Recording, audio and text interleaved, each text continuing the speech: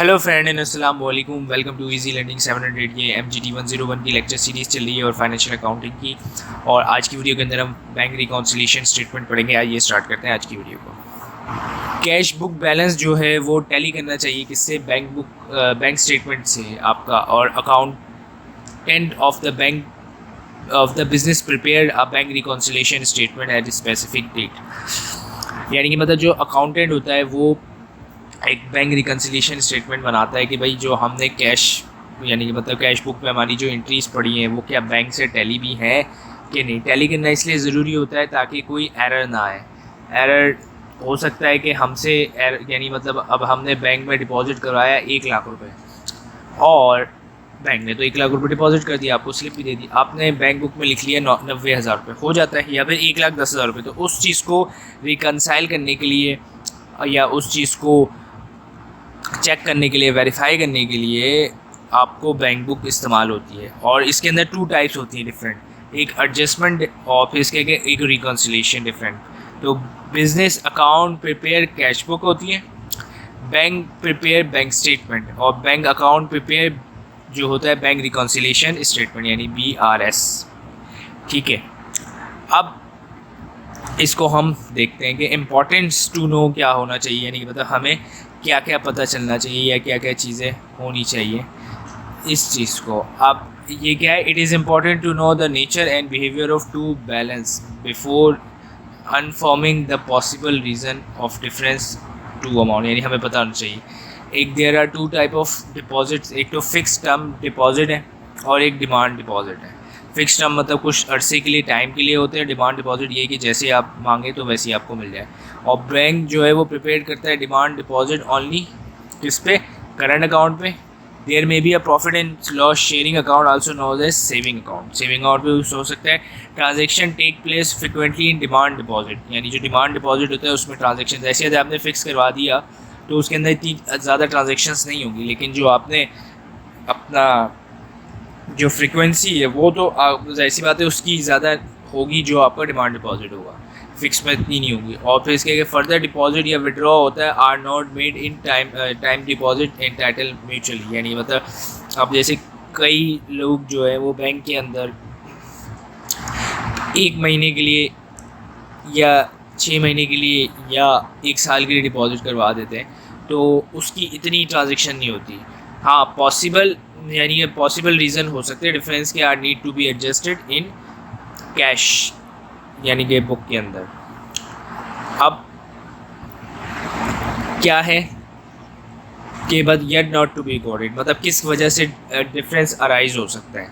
Credit transfer आपने किया यानी कलेक्शन हुई, वो आपने रिकॉर्ड ही नहीं की, या डायरेक्ट डेबिट हुई, पेमेंट हुई, वो भी आपने रिकॉर्ड नहीं की।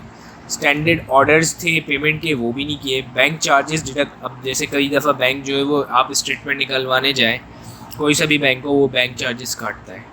ठीक है, अब बैंक चार्जेस आप काटना भूल गए, ये आपके जहन में ही नहीं रहा, या फिर इंटरेस्ट है या ओवरड्रॉन बैलेंस। कई बैंक जो है वो ओवरड्रॉन अलाउ करते हैं कि भाई, और अच्छे क्लाइंट्स को सिर्फ अलाउ करते हैं, लेकिन अब उसके इंटरेस्ट चार्जेस तो होते हैं ना, ऐसा थोड़ी कि फ्री में बैंक पैसा यूज़ करने देगा। तो वो, या फिर डिपॉजिट चेक रिटर्न। अब आपने तो मिसाल दे दी है, आपने तो बैंक के अंदर अब किसी एक कस्टमर से 1,000 रुपये का चेक पकड़ा हुआ था और 1,000 रुपये का माल उसने ख़रीदा था, तो आपने बैंक में तो जमा करा दिया और अपनी कैश बुक में तो एंट्री कर दी कि भाई ये 1,000 रुपये हमारे पास आ गए। बाद में पता चला वो तो चेक रिटर्न हो गया। रिटर्न किसी वजह से भी हो गया, बैलेंस नहीं था, साइन सही नहीं थे, पोस्ट डेटेड चेक था, स्टेल चेक था, बहुत सारे रीज़न हो सकते हैं, इस वजह से वो चेक जो है वो वापस आ गया। अब मिस्टेक्स क्या क्या हो सकती हैं?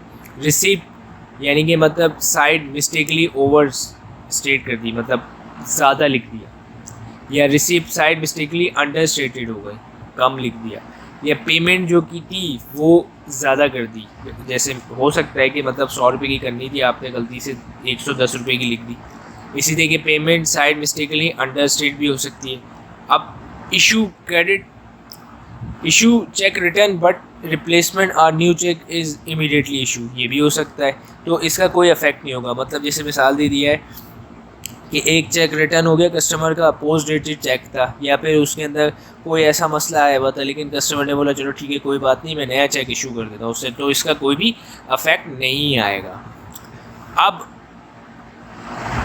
Business account amend cash book for the mistake और अनरिकॉर्डेड फाइनेंस, यानी जो अकाउंट है वो अमेंड होगा किससे, कैश बुक से, मिस्टेक पे और unrecorded financial information.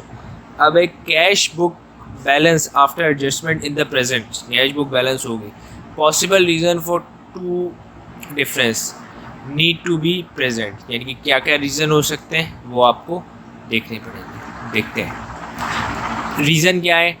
Not yet bank recorded, a customer from a bank record cash and also deposit but yet not to be collected by bank, मतलब जो चेक है from a customer record in cash book तो कर दिया है लेकिन वो deposit but not yet to be collect by bank, deposit तो हो गया लेकिन वो कलेक्ट नहीं हुआ है by bank.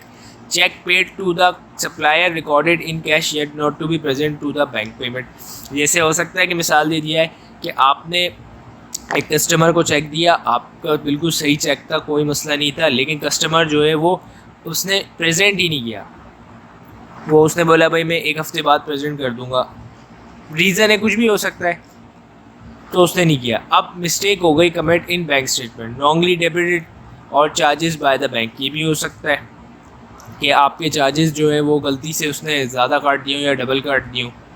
Wrongly credited by the bank, ये भी हो सकता है कि भाई कोई और ट्रांजेक्शन्स कर, यानी मतलब जैसे 1000 रुपये की ट्रांजेक्शन थी, बैंक ने 900 रुपये की ट्रांजेक्शन कर दी, यानी कि मतलब कुछ भी हो सकता है। तो रॉन्गली क्रेडिट भी हो सकता है, रॉन्गली डेबिटेड भी हो सकता है, चार्जेस बाय द बैंक दोनों हो सकते हैं। ठीक है, अब क्या है कि uncollected cheque also name as, पहले अनक्लियर चेक जो क्लियर नहीं था, अनक्रेडिटेड चेक वो भी क्रेडिट नहीं हुआ चेक, या अनक्लियर लेजिटिमेट ये भी हो सकता है, और फिर इसके डिपॉजिट इन ट्रांजिट ये भी हो सकता है, आउटस्टैंडिंग लॉजिटिमेट ये भी हो सकता है। ठीक है, अब अनप्रेजेंट चेक आउटस्टैंडिंग चेक थे, यानी कि मतलब, और अनकैश हुए कैश भी नहीं हुआ, और अनपेड चेक वो भी सारे हो सकते हैं।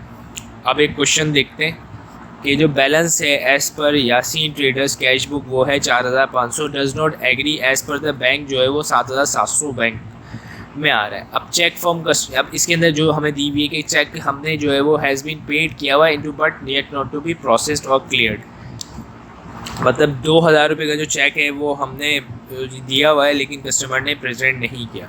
Check paid to the supplier है कितने का, 6200 रुपये का, लेकिन has not be presented form payment, और bank statement shows 700 as bank charges that yet not to be recorded in the bank, वो जो है चार्जेस शो हो रहे हैं बैंक स्टेटमेंट में कि 700 रुपये।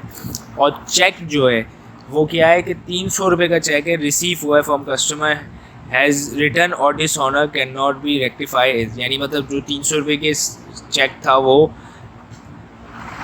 प्रेजेंट हुआ लेकिन डिसऑनर हो गया, यानी कि मतलब क्लियर नहीं हुआ, पेमेंट नहीं आई, और ये जो है वो उसके अंदर नहीं हुआ। तो आइए देखते हैं कैसे।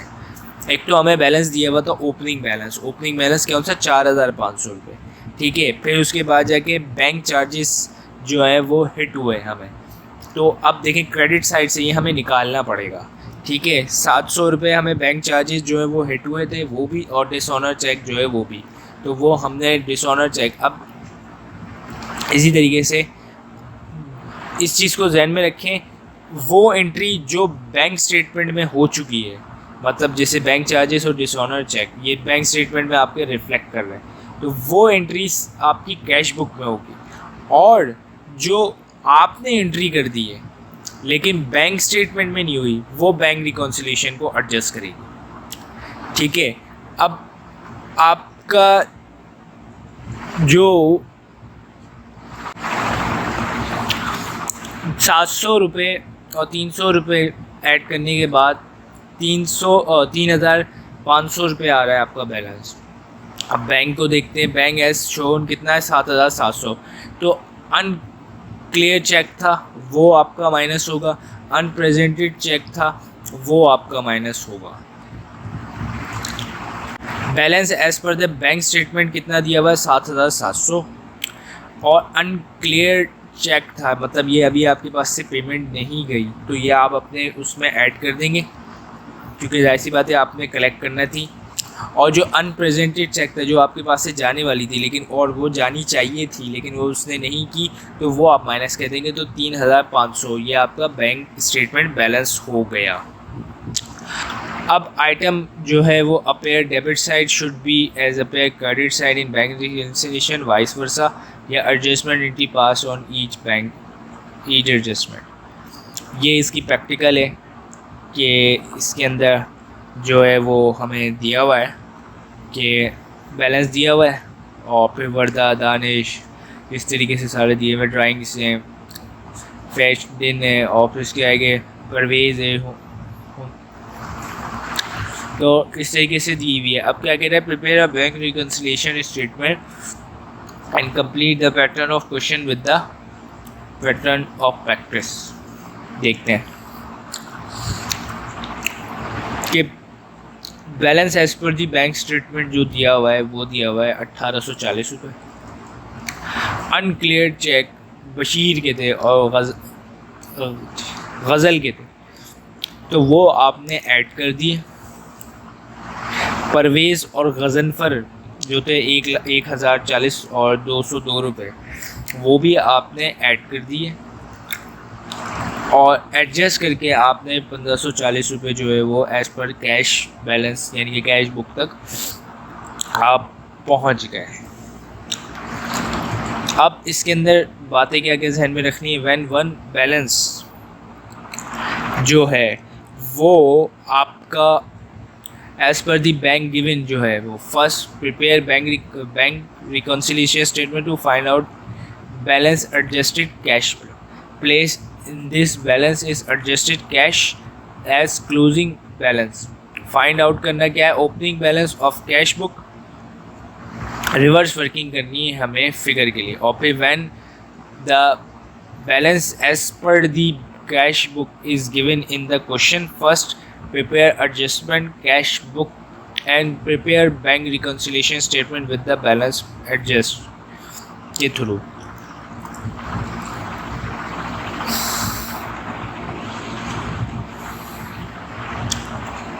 अब मतलब ट्रांजेक्शन क्या करनी है, बैंक और इनकम एंड रिसीवेबल।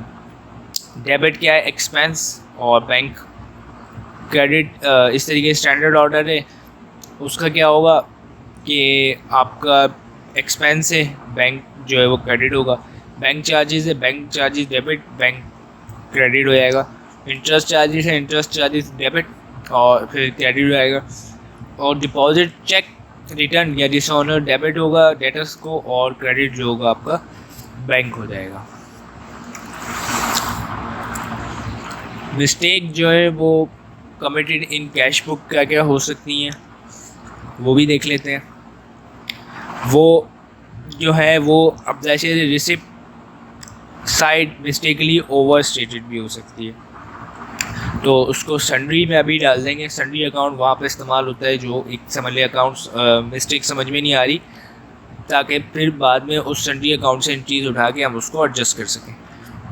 तो वो डेबिट हो जाएगा, सन्ड्री अकाउंट क्रेडिट हो जाएगा बैंक। इसी तरीके से बैंक डेबिट होगा और सन्ड्री अकाउंट क्रेडिट होगा अगर आपने अंडर स्टेट कर दी। पेमेंट ओवर स्टेट की है तो बैंक डेबिट होगा, सन्ड्री अकाउंट क्रेडिट होगा। और पेमेंट अंडर स्टेट की है तो सन्ड्री अकाउंट डेबिट होगा और बैंक क्रेडिट होगा। और फिर issue cheque return dishonour but replace a new cheque issue immediately, तो इसका कोई भी इफेक्ट नहीं होगा। मैं उम्मीद करता हूँ आपको ये वीडियो पसंद आई होगी। Thank you for watching this video.